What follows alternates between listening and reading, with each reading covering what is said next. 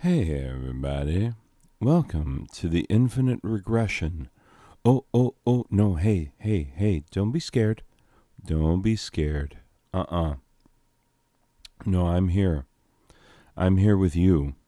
And even though this regression is infinite, I'm going to help you through it. Yeah. I'm a nice guy. What can I say? Anyway, so for those who don't know, and some of you might not, because for other reasons, family may have recently been pointed to this YouTube channel, and so there may be people who've never seen weekendy type fun before, might not know what I'm doing, and so I'm just gonna explain myself a little bit. Anyway, this is the weekend. And I'm an adult, and adults, in their own homes on weekends can, do a thing or two if they had the inclination. I mean, legally, it's fine. So, don't worry about it. Anyway, regardless, I'm gonna grab this. I'm gonna move it over here. No more infinite regression, not for a bit anyway. And anyway, we're gonna do this. We're gonna do this now. This is what we're doing. Wait, what?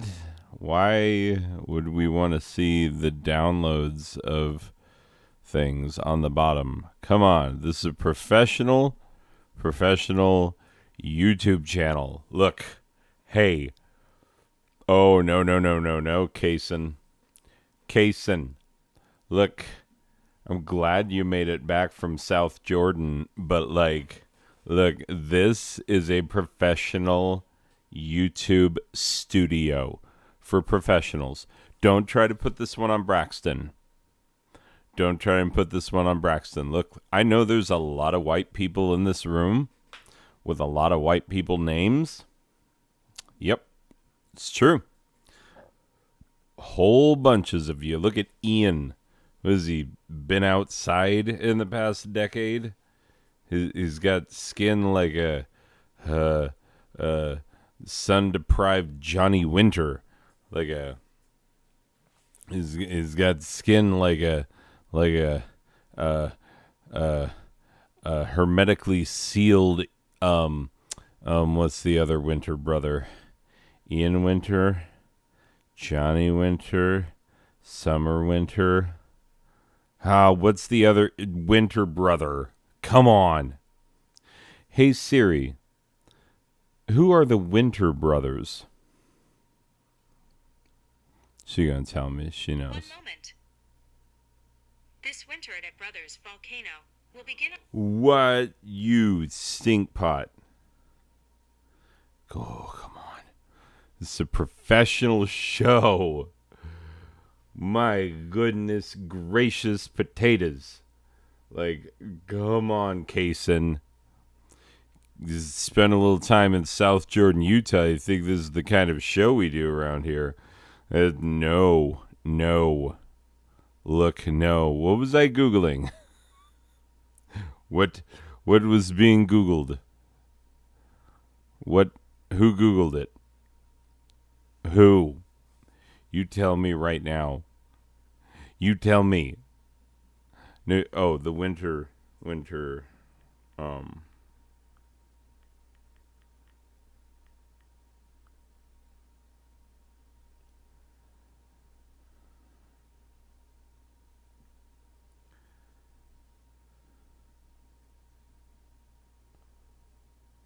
Okay, hold up.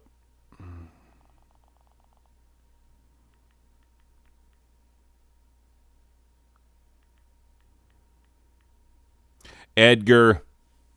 It's Edgar. Man. Don't worry. Hey, look. Braxton's written some decent stuff this week. And Kaysen, you are the one who's messing up in here. And I'm just trying to put on a professional show. And no one had better put out the version of this show with me yelling at you imbeciles about the crap job that you've been doing lately. Look, not you, Braxton. I've looked it over. I looked over the jokes this week. They are solid. They are solid. You pat yourself on the back, Braxton. You know what? You heard what I said last week. You got it together, and I appreciate that. I do. You're a team player, Braxton.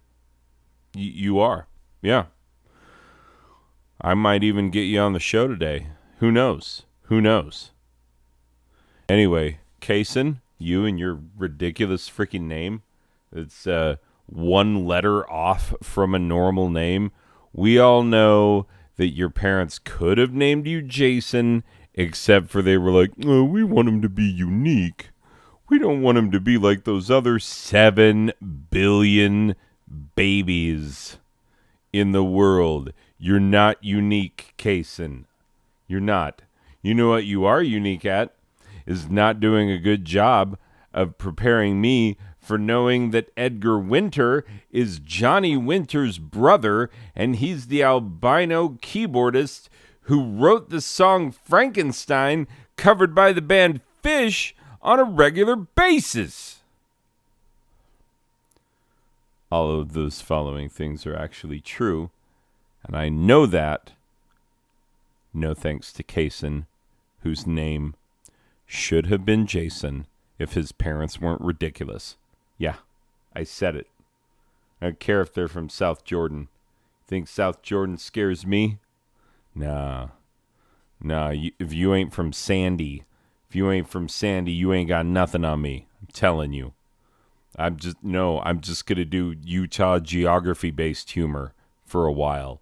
Yeah.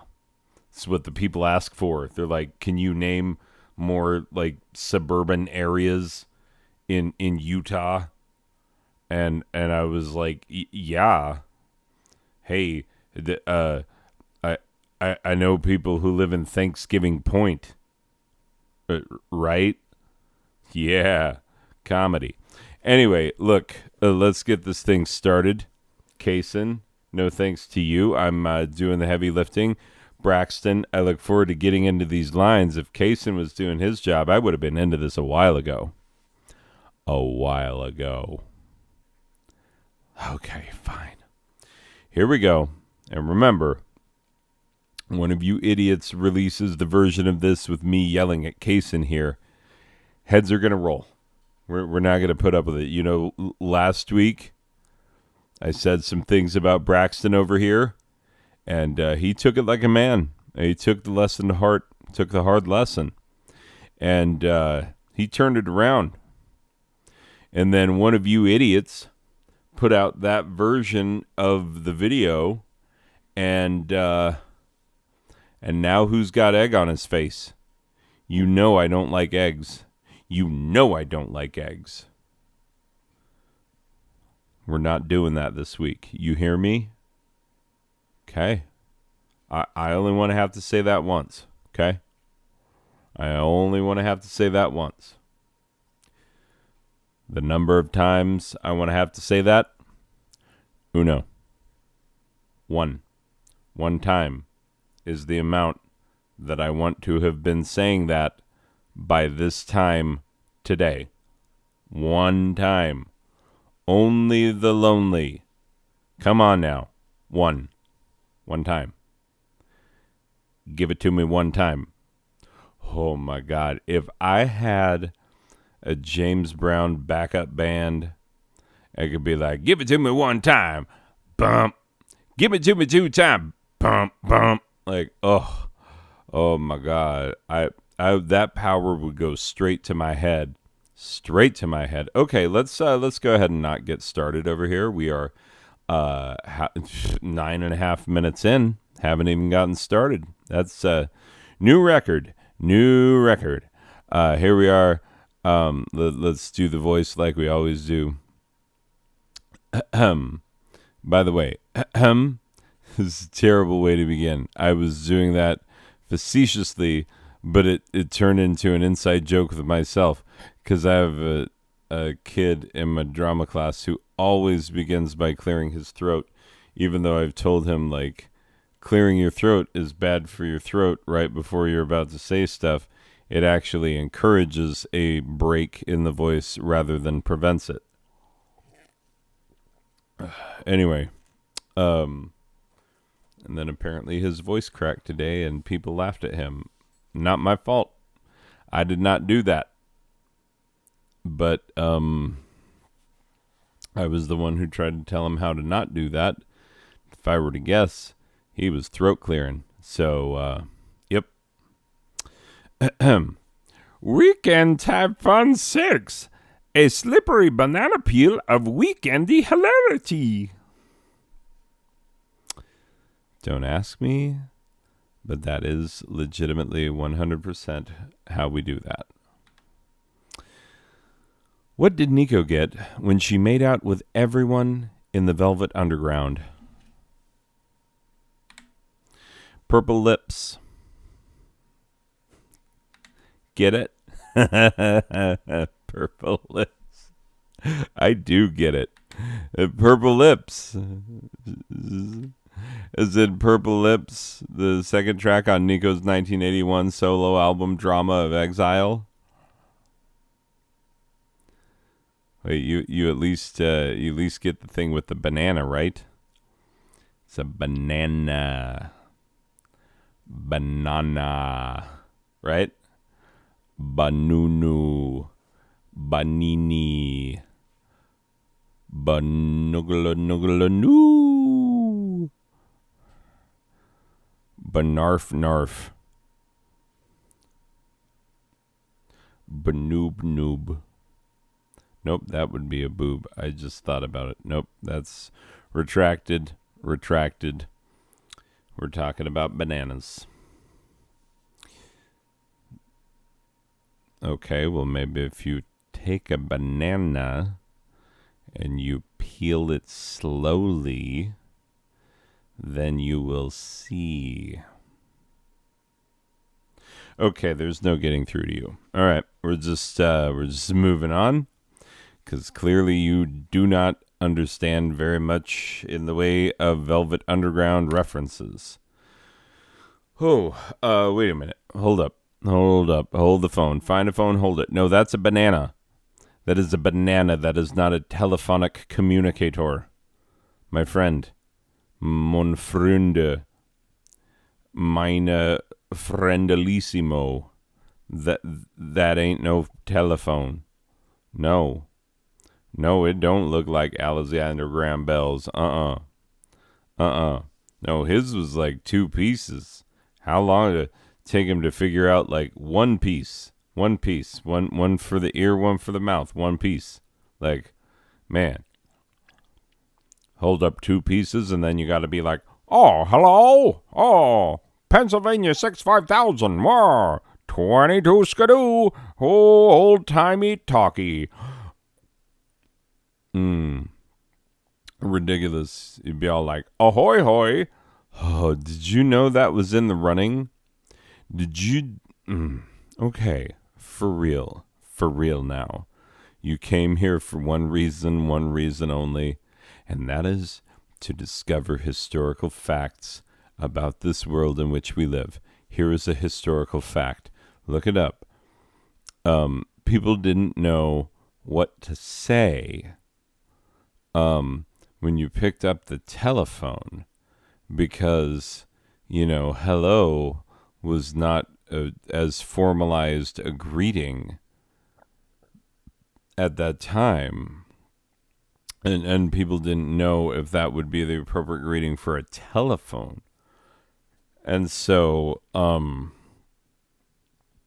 were a number of suggestions for what people should say. This is people trying to figure out.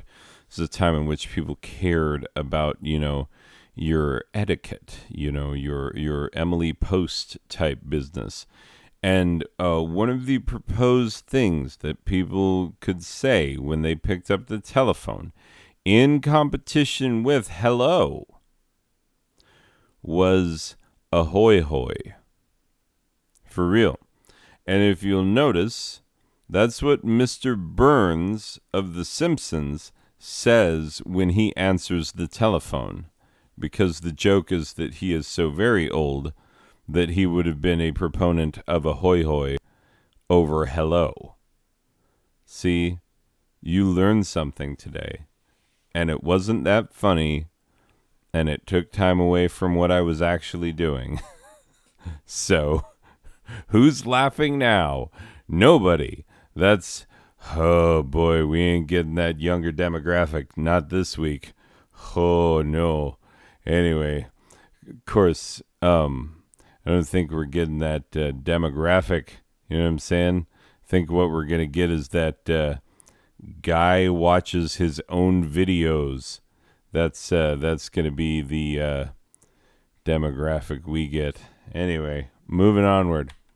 This just won't do. Oh, I was doing a whole thing. I was like, ha ha ha ha. Hey, you don't get Velvet Underground jokes, which you don't.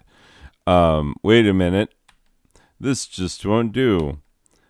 I have good cause not to do it this way. As a matter of fact, I do, if I'm being perfectly honest. Let's class it up a bit. Yeah.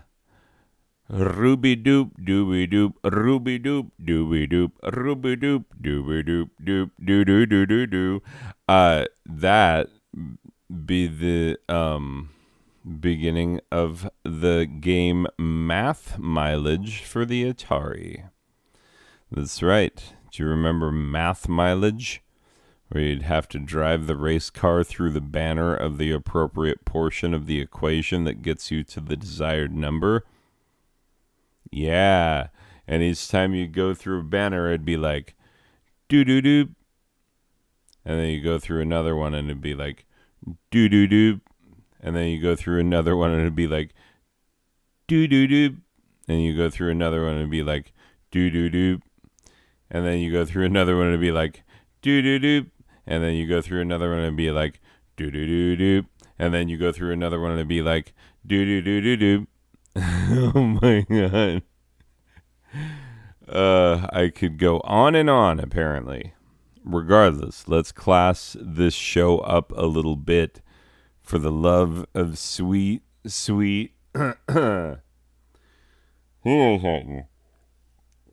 What? No.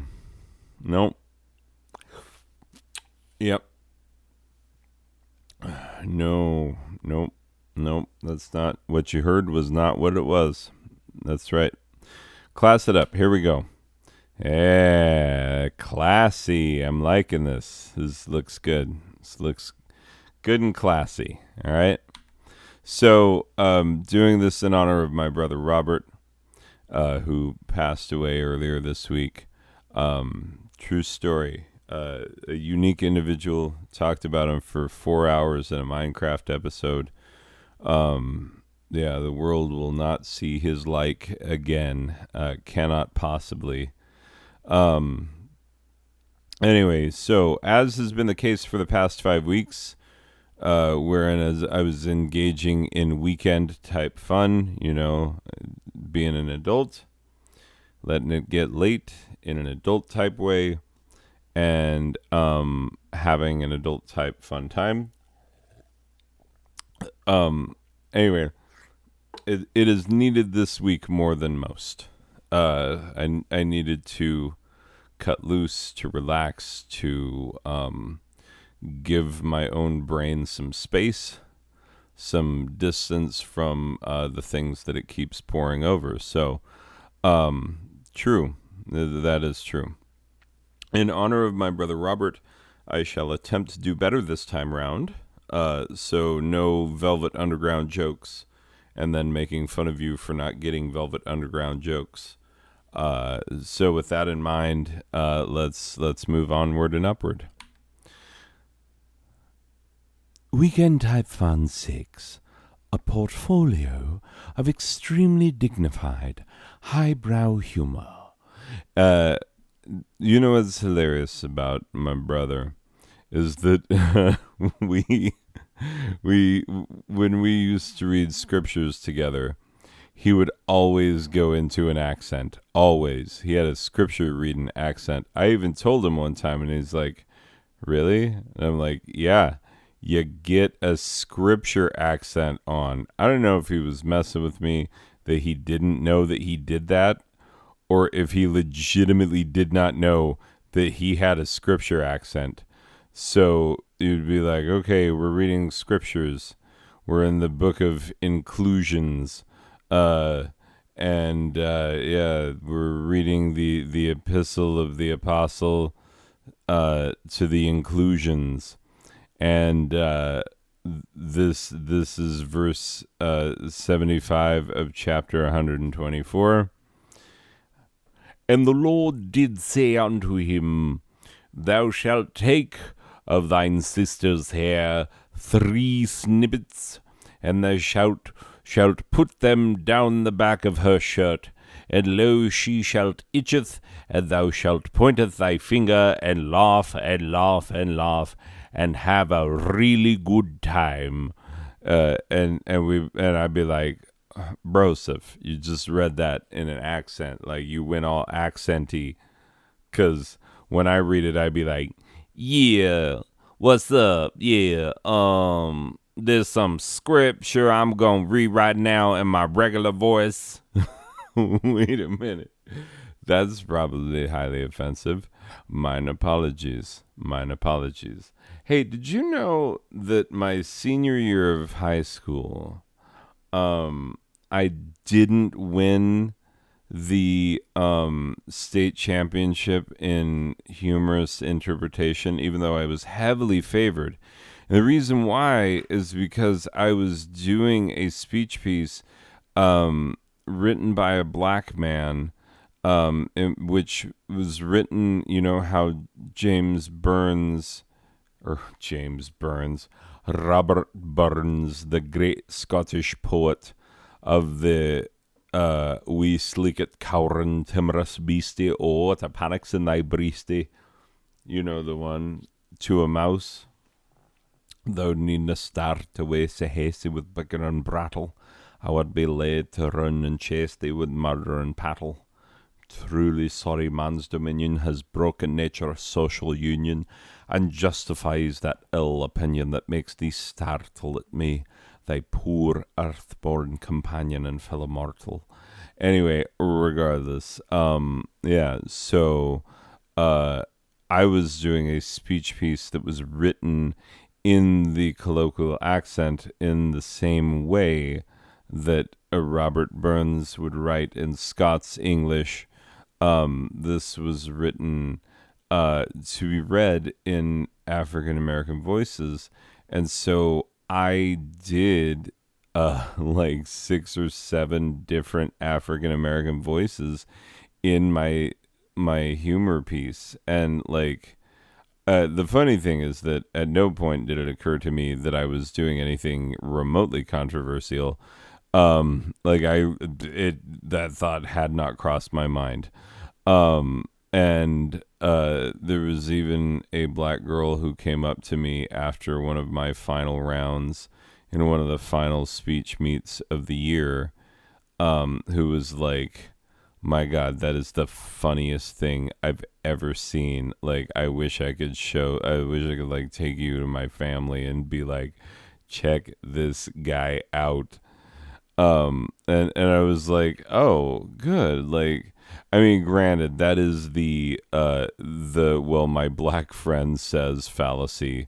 That is the, like, I have one black friend and they said that it's okay that I do this. Like, anyway, but during the final, for the state humor competition, one of the judges said that it was offensive that I, a white person, would do so many black voices.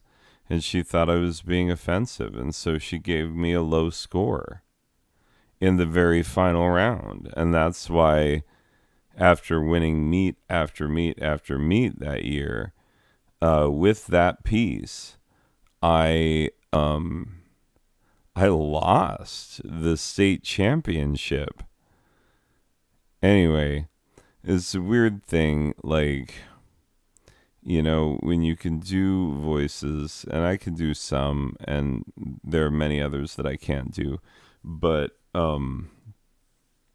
yeah, when you can do voices, you just enjoy doing it, and you often don't think about like, oh, well, is someone going to be offended by this voice? I think that like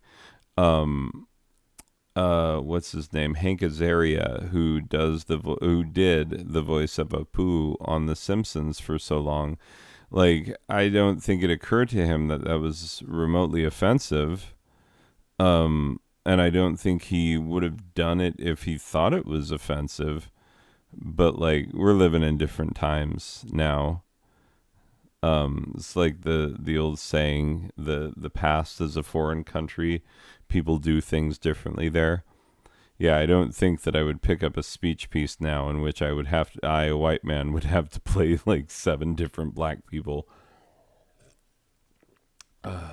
Anyway, so yeah, I was doing a voice. It sounded kind of urban, a terribly like that's actually more offensive about it. Like I'm intentionally using the kind of like euphemistic language that people find patronizing when you're like, oh, you're offended by something that I said. Well, let me just, use the most like ridiculous glazing over of words as a vain attempt to like smooth out what I did rather than taking full ownership for it. Yeah. Anyway, here you go. There you go. Yeah, so I did a voice, and it was of an unfortunately urban. Oh no, it's not unfortunate to be urban. Wow, I'm just gonna write my letter of apology now.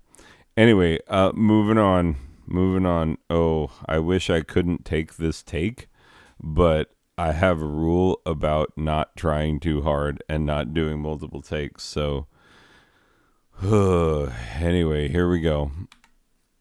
Let us begin with a joke. And I actually wrote this several years ago. I shared it with Robert once, and he hated it in the best way. It's true. A heraldry pun, part the first. A duke, not a duke, is not a duke, it's a duke.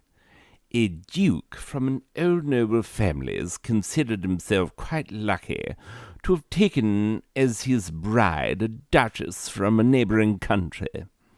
She was fair and lovely, and as far as he knew, they were considerably less closely related than most European nobles. Oh, my goodness, if I had a nickel for every king and queen who were secretly practically brother and sister. Oh, my goodness.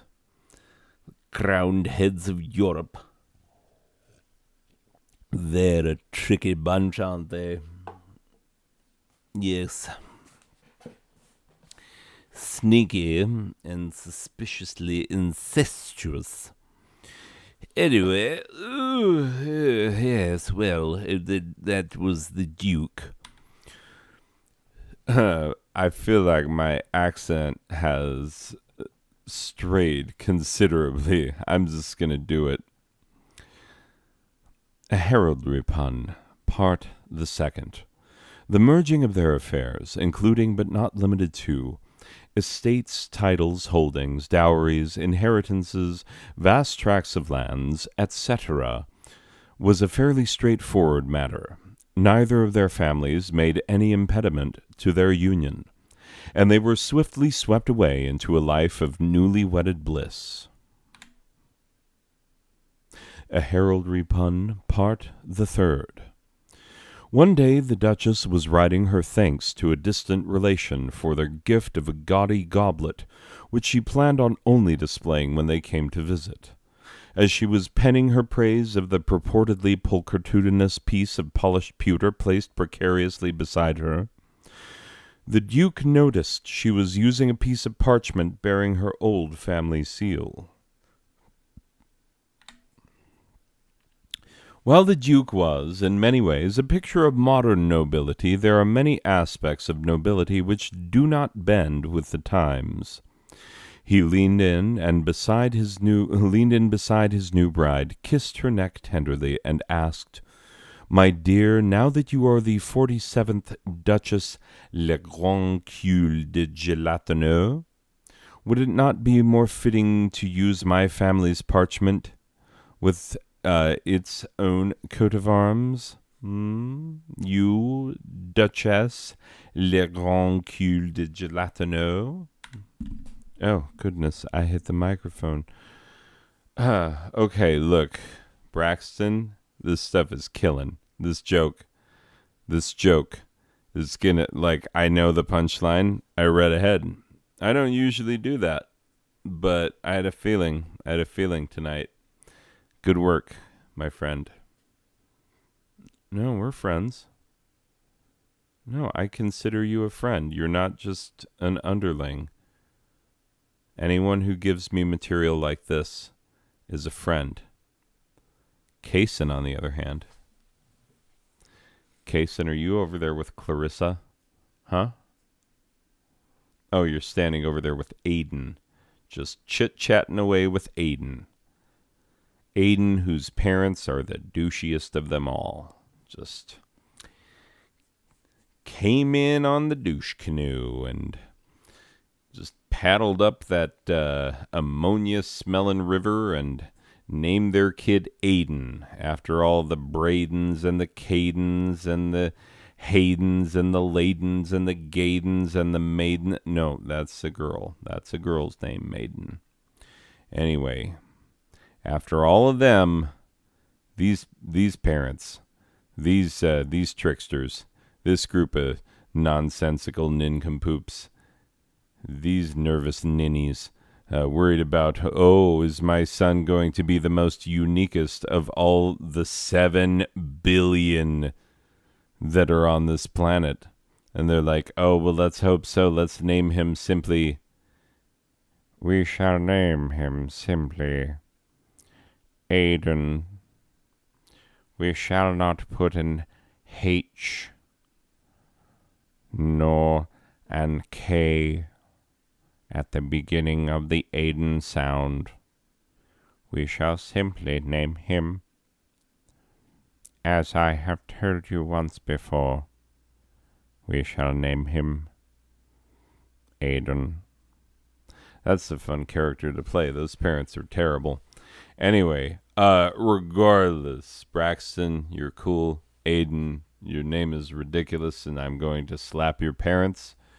And Kaysen, you stop talking with Aiden. I'm talking about you and the job that you're doing, producing this show. You're getting a production credit. And what are you doing? Like, I'm trying to read this bit. It's a heraldry pun. I'm like halfway through it. People may have forgotten what it's about now. I've been yelling at you for so long. I've been yelling at you long enough that people are going to be like, legitimately, I don't remember where this heraldry pun began. Some duchess married a duke. She had a giant jiggly booty.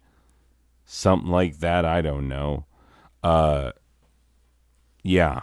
Well, things.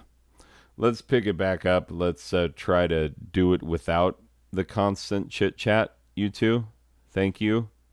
And Clarissa, don't think I didn't know how many bottles of white there were in my dressing room when I left. Okay? I'm not going to say that again. The number of times that I'm going to say that again, 0. None of them. I shall not say that any more times. The number of times that I'm going to say it after I've said it, and I did just say it, therefore the number of the times that I'm going to say it is none. 0 and not one more. No, not one more. You thought I said one more after all the zeros and when I was like, how many will I say? 0. Not a single one more. The part you heard was one more. Clarissa, you may have a mental condition. It's called too much white. No more Sac blanc for you. No, I put you in a sack. That's it's a hilarious wine pun. Anyway, the Duchess smiled, evidently aware that this moment was bound to come, and politely declined her husband's request. He begged her for a reason, but knowing her answer would likely cause more grief than it would solve, she resisted his persistent inquiries. Over time, the Duke began to be increasingly perplexed, not only by his wife's persistence in writing all of her correspondence on her own parchment bearing her own family's coat of arms, but also her stubborn refusal to provide him with any degree of satisfaction as to why she would pursue such a course of action. As word of this outrage spread, the Duke became the subject of ridicule. Oh, goodness, I hate it when I do turbos. Subject of ridicule, thank you very much. Does it hurt to do it right? Straighten my wig, I'll straighten your wig. No, that's the sound I make when I straighten wigs. Why, what sound do you make? You know, you're a weird little man, you know. Anyway, a heraldry pun, part the 7th. As word of this outrage spread, the Duke became the subject of ridicule throughout the land. Parlors and sitting rooms were ablaze with such wicked repartee as, "Surely a wife who bears not her husband's seal shall also fail to bear him a worthy heir, assuming she allows him to perform his husbandly duties in the first of places. Ah, ha, ha, ha, ha, ha, ha. I mean, am I right? Am I right, or am I right? Am I right, or am I right? Right. Right. You know I'm right. Another knee slapper. What? Why is that comma there? That makes no sense. Another knee slapper of the time went thusly. Oh, no. People love it when you correct your own grammar and punctuation as you go. It's an important part of comedy. What, do you think Patton Oswalt goes on stage without correcting his commas? You think that Louis C.K. goes on stage anymore? That's the joke. Anyway, another knee slapper of the time went thusly. If she now bucks at bearing his seal, surely she'll buck in the boudoir, but the Duke shall surely not be the recipient of such bucking, but a buck he'll be indeed. He shall be fitted with a rack of horns, ta'en from the proudest buck of the forest. What a pair they'll be, she a bucking, and he a buckling under his own bebucking. A side note, if you did not know that the horns are the sign of the cuckold, the previous part made no sense whatsoever. Go back and reread it with this knowledge. It's as witty a bit of comedic gold as I've ever been able to dig out of my nose. Coincidentally, any time that Shakespeare makes reference to a man wearing the horns, a man being horned, or a man bearing the horns, a woman forcing her husband to wear the horns, etc. Now you know what that means. Shakespeare did make reference of it, and as a matter of fact, there's quite a bit of comedy based in horning puns in Restoration theater. So, just explaining jokes, that's what makes comedy work. Explain the jokes. Be like, okay, well, you know, after the interregnum, when Charles II, they had to convert tennis courts because theater. No, I'm explaining. And Afra Ben publishing under her own name, the first woman to do. That is historically accurate. Oh, am I not pronouncing her name correctly? I don't know. I've only read it. I've never said it out loud in front of anyone else who knew how to pronounce it. I'm saying Afra Ben. She was the first woman to publish under her own name. It's true. Think George Eliot is a man? Nope. Guess again. Anyway, moving on. When word of this outrage reached the Duke, he was not nearly as bemused as you, the audience, no doubt have been. Wait, let me reread that so that the pauses make sense and I don't sound like an idiot. When word of this outrage reached the Duke, he was not nearly as bemused as you, the audience, no doubt have been.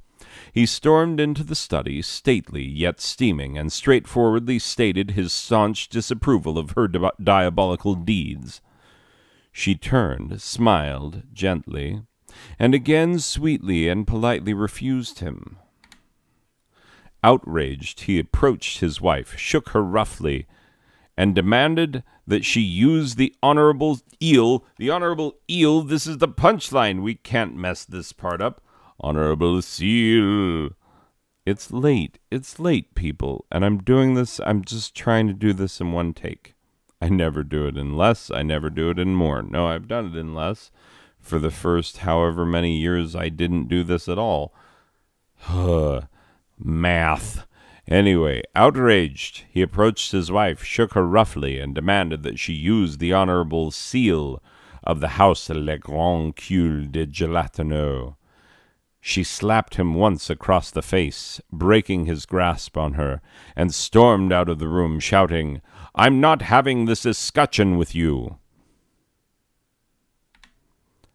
Get it?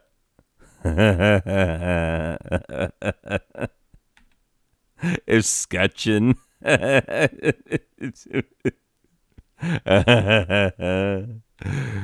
Escutcheon. Yeah. Get it? Escutcheon. The part of the part of a coat of arms this text is on is called the escutcheon. It's the shieldy bit. Please note its similarity to the word discussion. Escutcheon, discussion. Also note that a person in a situation similar to the one the Duchess faced might find themselves saying, "I'm not having this discussion with you." The semi-homophonic relationship between escutcheon and discussion forms the larger part of this joke's humor. You may now cease laughing, and you may also take a moment to adjust your wigs, mustaches, monocles, and epaulets. Transition. This is a transition slide. A transition will be made while the slide is being shown. I am aware that I said transitions and sounded like a real dingus, but my mentioning of that fact made it easier for me to get a drink of water and make an effective, smooth, seamless, almost unnoticeable transmission, translation, translation, transcription, reproduction, rebroadcast without the written consent of Major League Baseball. Oh, goodness, I've lost it.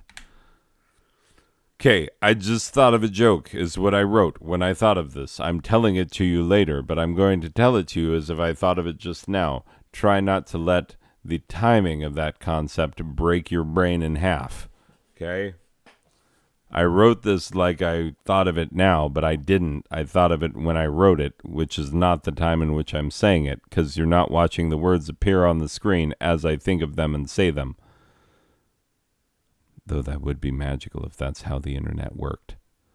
Anyway, regardless, don't be distracted. I was going to seriously, like, there's another thing I was going to do, and I, in fact, will do, I believe, after I'm done with this. But first, it's time for a joke. A newish joke. Part, the setup while ostensibly serving as, I'm going to say, president? Wait, but not of the United States. Really? Wow. Okay, then. So, as part of his presidential. Wait, are you sure? I'm having a hard time picturing it. Okay, I guess I'll take your word for it.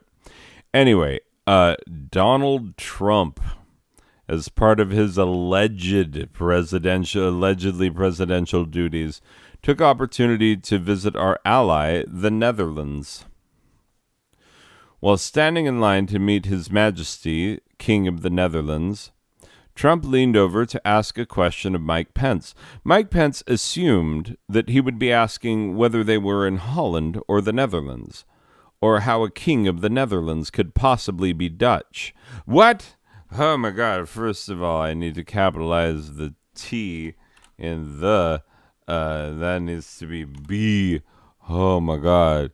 Someone needs to proofread these, except for when you make typos that are actual words that doesn't show up correct. Anyway, okay. Whether they were in Holland or the Netherlands, or how a king of the Netherlands could possibly be Dutch. Would that not be like having a president from Kenya? Could you imagine? Actually, could you imagine people who say Kenya? Kenya. Do people from Kenya say Kenya? Because if they do, then we all should change. But, like, if they do, it feels like those of you who are saying it Kenya are keeping it a secret. Because you're not going like, Kenya, the way that people who are from there wish we would say the name of their country. So I feel like people would pay attention to that. We don't want to be jerks on purpose. Some of us do, but not all of us. Anyway. Yeah. President from Kenya. When Pence heard and understood what Trump was asking, he realized that Trump clearly knew less about European culture than he had assumed. When Trump nudged Pence, he asked, "Hey, what's this guy's name again?" Get it? What's this guy's name? King of the Netherlands. He asked that question about this guy. Oh, I knew I couldn't slip it past you. You knew this was Carl the 16th Gustav, King of Sweden. Okay, let's try it again. I'm just messing with you. Get it? He asked that question about this guy. Oh, I'm kidding. There's no way His Majesty could be confused with Angela Merkel, the Chancellor of Germany. As well you know. You'd recognize her anywhere. Let's show the right picture. Get it? He asked that question about this guy. Wow. Okay. I really cannot trick you, can I? Clearly, you notice that this is Icelandic President Kjoni Thorlasius Johansson. Okay, next time, the right picture. No more messing with you. You clearly are not falling for it. Here we go. The next picture. Get it? He asked that question about this guy. Ha-ta! What buffoon wouldn't immediately recognize the visage of Felipe VI of Spain, or as some dinguses call him, Philip VI? His name is Felipe. He is the King of España, and he is a very, very handsome man. Hey, ladies, he's taken. But you know, he's not opposed to some, how you say, extracurricular cuddle time. You know what I mean. It's like he cuddles you, he's a big spoon, and you with a small spoon. And he tells you his hopes and his fears. And you listen to him and you say, my, what a man is this? Why, he must be Felipe the Sixth of España. Thank you. Wait, no, you knew. You know who this was. Felipe the Sixth of Spain. Okay, let's show you the real one. Quit screwing around. Here we go. Get it? He asked that question about this guy. Okay. Look, there's no way that you realize that this is Margrethe II of Denmark. No way. You telling me? Really? Caught it right away, huh? Well, look, even I get this one mixed up. I'm just surprised. I'm not saying that you're not telling the truth on these. I'm just saying, like, I'm surprised. I have a hard time seeing the difference between His Majesty, King of the Netherlands, whom we all know. You know. Anyway, he looks a lot like this guy, Margrethe II of Denmark. These two men could not look more alike. That's what I'm saying. So my surprise is at your ability to see the differences between these two men. It's like you're looking at the back of a highlights magazine and you've found all 7 of them, and I'm still on number 2. I'm like,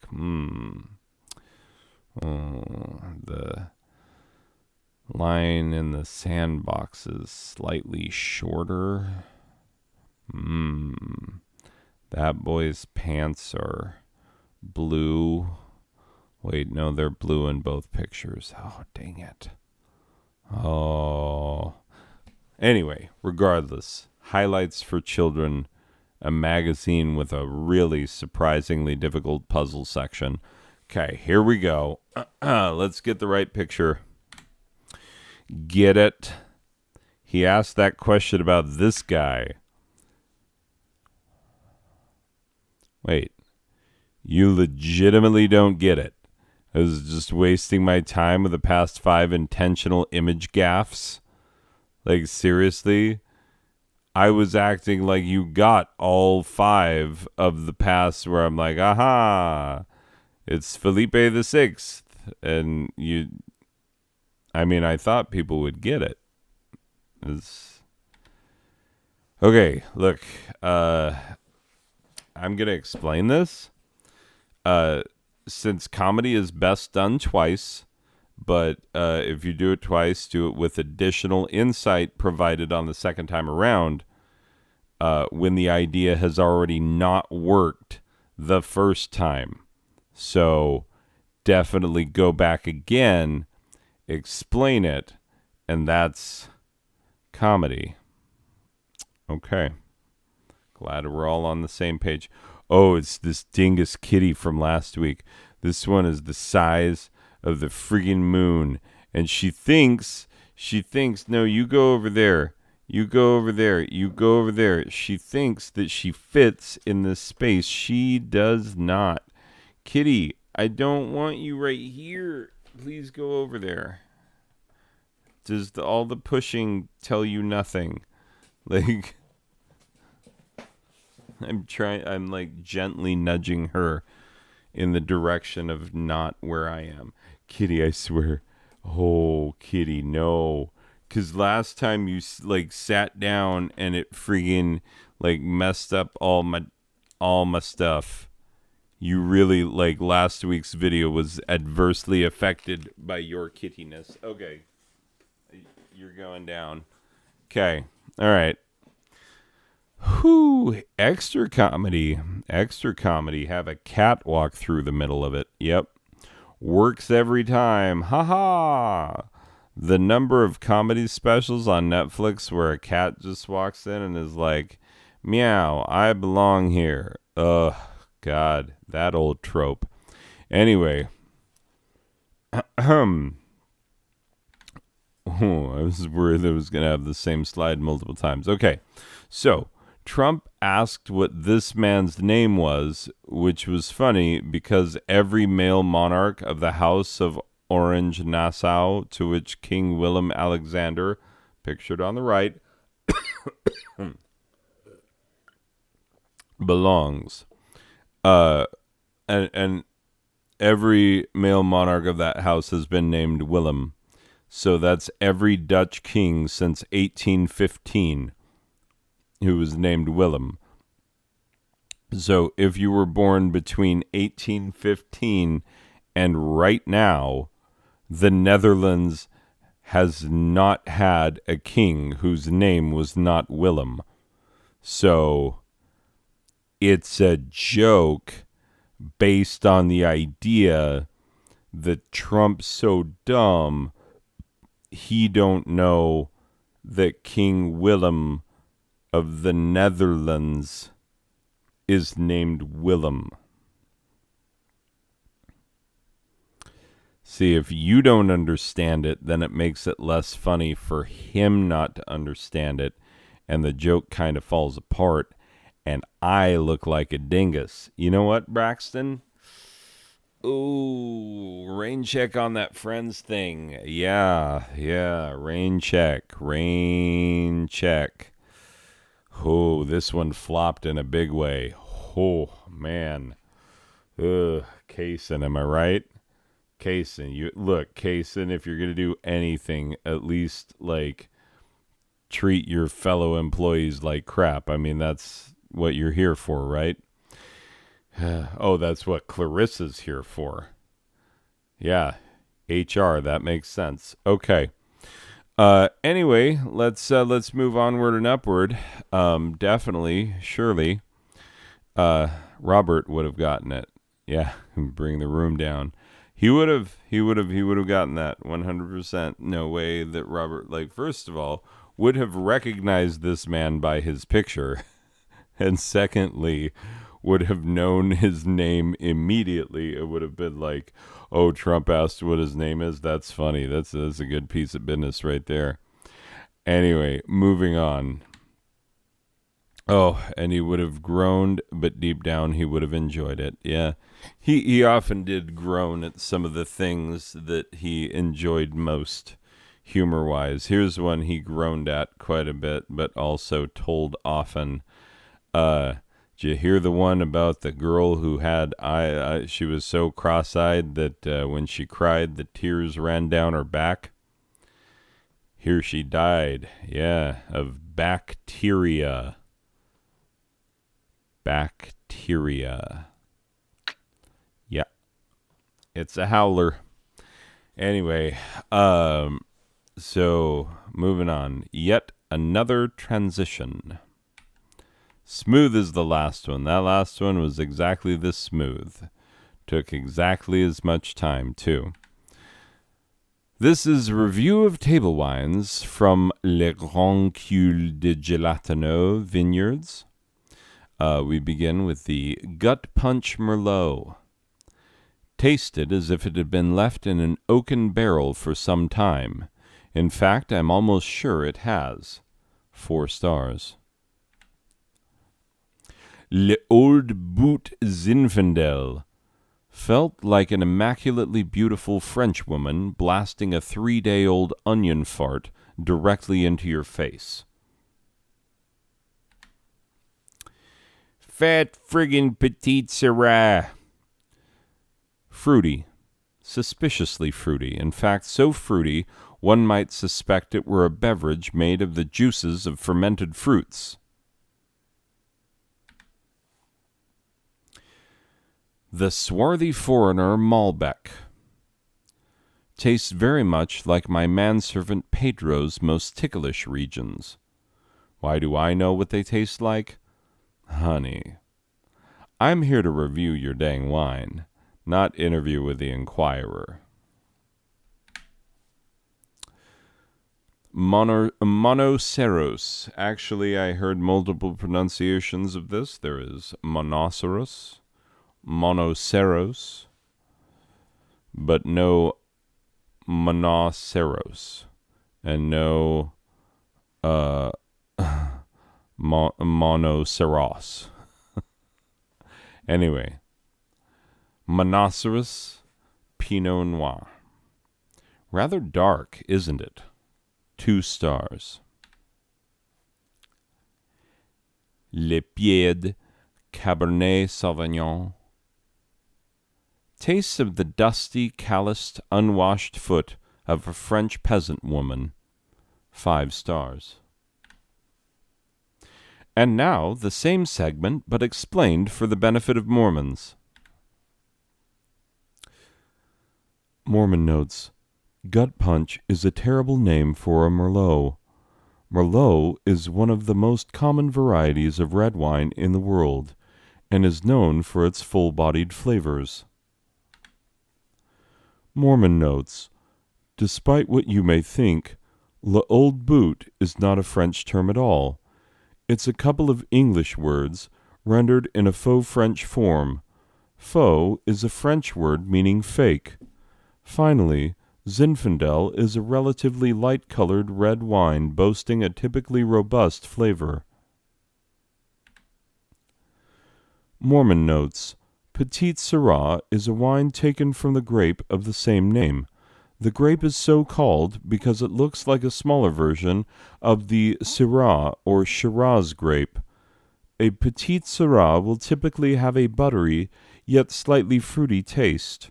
Also, yes, it is made from fermented fruit juice, as are all wines.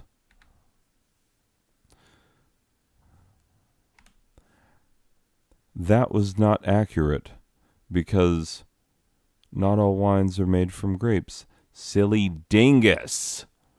You're screwing up these Mormon notes. Look, Braxton, I don't fault the words on the page. Kaysen, you're supposed to look out and make sure these kind of things don't happen. I'm pretty sure the cue card guy is getting a squiggly hand. That's what's messing me up. No, we're not going to do it again. No, I'm not going to go back and do it, but say the original joke part, the fat friggin' petite Syrah. No, I'm not going to say that part again. I'm going to just do the Mormon notes part. That's what this bit is. We're doing the Mormon notes. The notes so that Mormons who don't know the differences between various wines can still enjoy the humor and can have a good time just like everybody else, not be ostracized. Yeah, well, you can feel how you want, but I know what I'm going to do.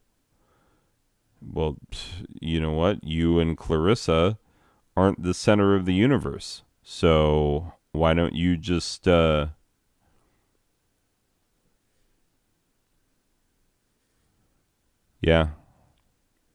I mouthed exactly what I meant.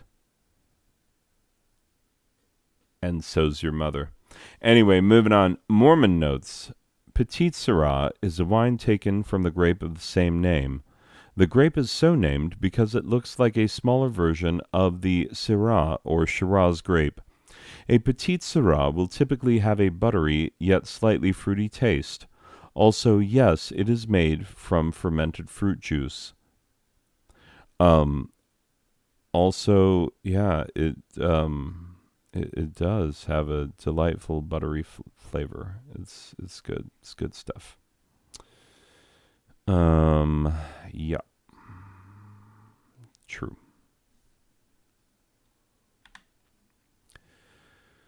Mormon notes. Swarthy is an adjective which indicates the relatively darker skin of the person to whom the word is attached. In this case, as would likely be the case in Utah, the swarthy person in question cannot possibly be from the local region and is therefore most likely a foreigner. Also, what did the reviewer do to his manservant's tickly regions? Well, when two men love each other very much... Oh, you'd rather not talk about this bit? Oh, okay. Well, anyway, Malbec wines often originate in Argentina, so, swarthy foreigner. Okay, moving on. Mormon notes. Monoceros is the closest black hole to Earth. It is located in the constellation Monoceros. It means the unicorn. That's literally what it means. Monoceros, the black hole, was so named because it seems to be the only one of its kind that we have yet located. It is 3 times the size of our sun and is a point in space so dark that not even light itself can escape.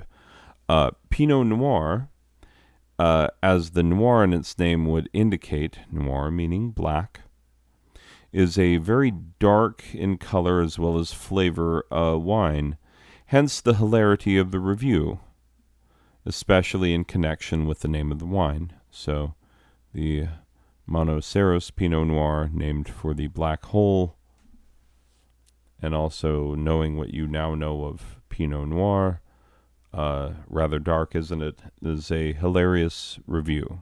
You may now commence laughter, and now you may stop. Thank you. Mormon notes. Le pied is French for the foot. I know that I am mispronouncing that badly, and I am sorry to all of my French listeners, all those of you who are French, who are my listeners. I am so sorry. I will try to French it up next time. Le pied is French for the foot. Many fine wines are still foot stomped. In fact, most of your very expensive wines are foot stomped, which is the traditional method of pressing wine, dating back thousands and thousands of years. Also, this 5-star review would indicate that the reviewer was into feet. And what I mean by into feet was that he found feet particularly arousing. Okay, what I mean by that is that when a man and a woman want to love each other in non-procreational ways, the man might want to get all freaky deaky, and so Oh, you don't want to talk about this part? Okay, all right, I got you. Yeah, that's fine, I guess. And this concludes this week's hilarity. Yep. Conclusion. Nice to have a conclusion. Just put a bow on it, let it be done. Yep, there you go. Had a beginning, had a middle. That middle may not have been any good. Now it's got an end. I'm just going to end it, and this kitty is going to get off the desk.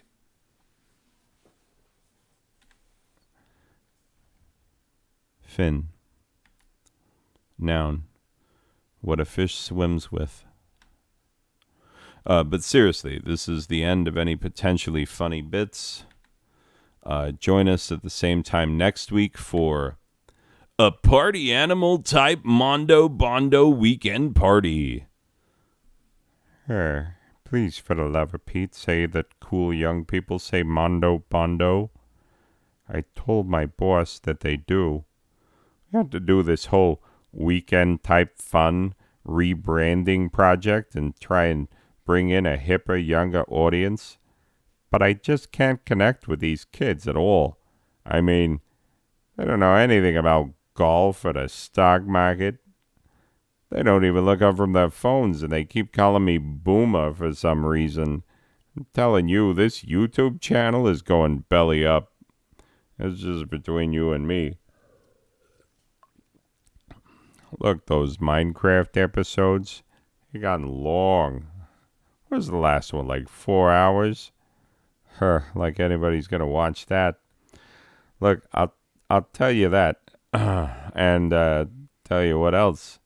Where those naughty Steam reviews go, the Japanese ones, you know what I'm talking about.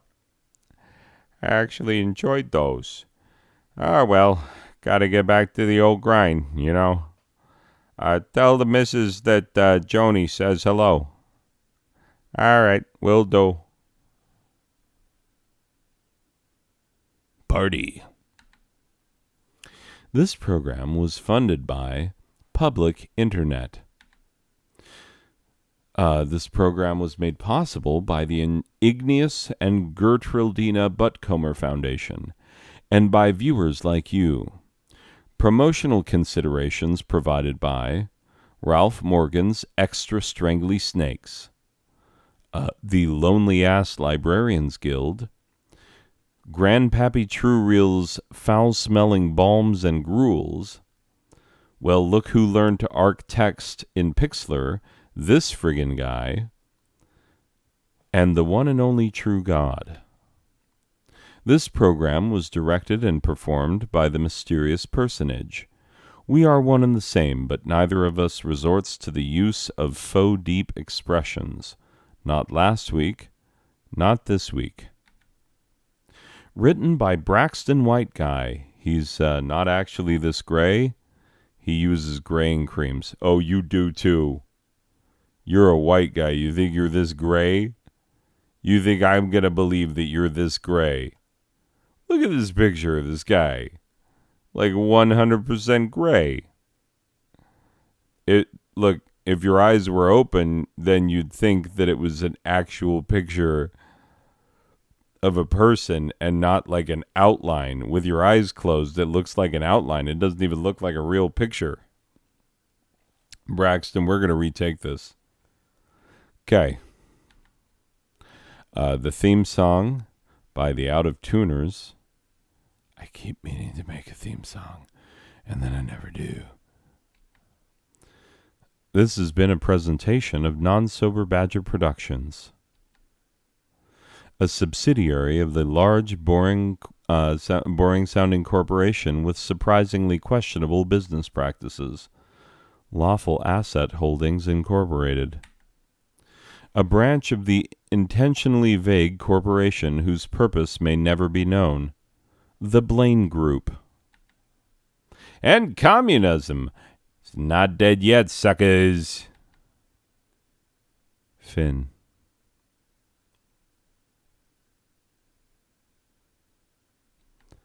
Noun. What a fish swims with. Nope, that was the end. There are no more slides. That idiot is still flipping slides, isn't he? Hey! I am, though. I feel like Robert would have enjoyed this. Miss you, bro.